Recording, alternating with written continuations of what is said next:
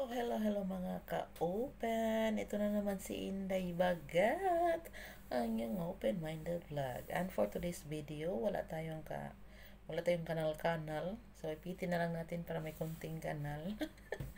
So for today's video ay may nagtanong po sa akin no, na Inday, na-try mo na bang gumamit ng balikong tea? No, so sagutin ko yung tanong niya. Di ko alam kung bakit ito yung tinanong ni Auntie. So sasagutin ko pa rin yung tanong mo, Auntie, no, na naka-try na ba akong balikong ano. So for your information, honest to goodness, so ito na, real talk na tayo. Ang aking pong partner ay may balikong uh, letter T. Yes. Baliko po ang kanyang T. No? So, na-try ko na talaga. At nakabuo naman talaga ang balikong titi. So, di ko alam kung ano ba yung gusto niyang malaman sa balikong T.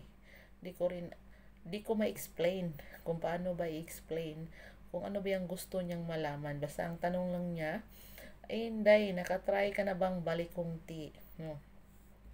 So, ang masasabi ko sa baliko, wala naman. Normal lang naman siya. Pareho lang naman siya. Nakakabuo pa rin siya ng BETE. So, nadadala ka pa rin sa tinatawag nating sa dako doon, no? Lalong-lalo na magaling ang may-ari ng balikong tea, no? So, nasa ano yan eh, hindi yan sa tinatawag nating saging. Nasa performance yan. Maging straight man yan, maging baliko man yan, maging kurba-kurbada man yan. Kung hindi marunong si Dudong, no?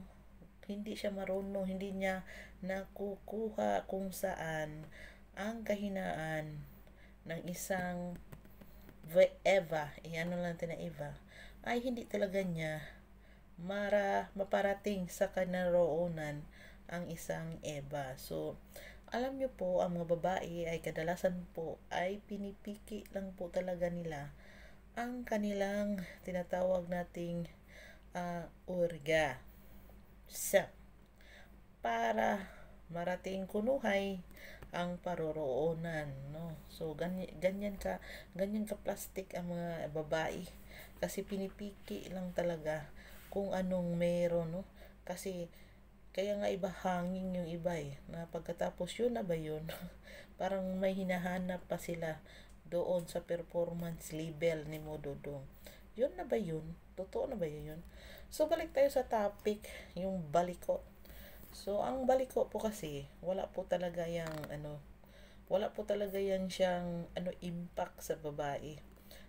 Ang impact po talaga yun sa babae kung paano mo dinala yung sandata mo, kung paano mo ginawa yung mabilisan o mabagal ang paglabas-masok, no, sa mga ganyang bagay, no?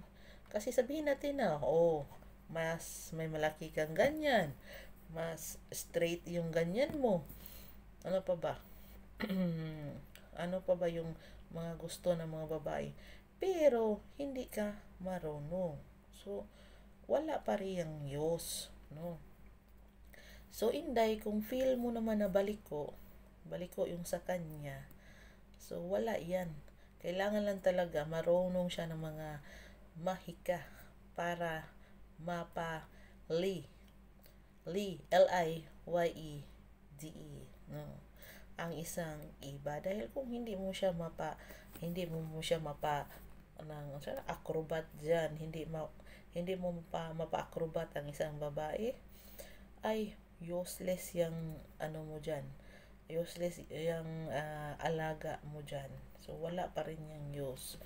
So mabaliko o hindi, pero mas maganda rin na ba ng konting baliko, kasi nga parang may konti siyang sensasyon na nung pag pinasok kay siya, no?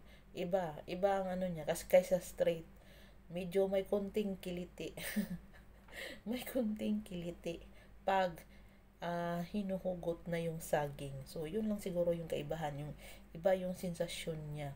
So, bakit ba? Bakit naging baliko ba yung mga ganyan uri ng mga saging? Ang alam ko lang kung bakit nagiging baliko yan ay dahil sa palagi pong nag-exercise si Dudong. Bata pa lang nag-exercise na si Dudong. Tapos alam niyo pag mag-exercise yan sila, hindi yung exercise na sinasabi ko na exercise na ano yung sinatawag nating JAKEOL ba? Mga ganyan na exercise. Na, ano lang natin kay maano ni Lolometa. Ay, Lolometa. Lolo, iyatsub. So, mga ganyang mga bagay ba na exercise, hindi po yan siya pwede. Kaso, yun po ang ginagawa ni Kuan, ginagawa ni Dudong.